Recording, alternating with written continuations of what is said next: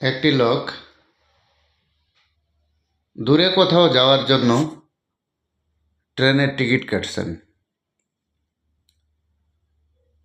তো যথারীতি রেল স্টেশনে আসছেন, এসে দেখে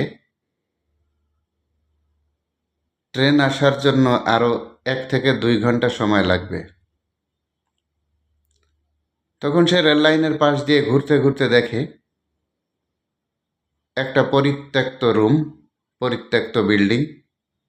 তো ভাবলো এখন অনেক সময় বাকি আছে, তো ঘুরে না বেড়ায় রুমটা পরিষ্কার করে সুন্দর করে সাজাইয়ে এখানে একটু রেস্ট নিই। তো রুমটাকে লতা পাতা তারপর অন্যান্য যে ময়লা আবর্জনা ছিল সেইগুলো ঝাড় দিয়ে ফেলে দিয়ে সুন্দর করে রুমটাকে সুসজ্জিত করলো। এমনভাবে সুসজ্জিত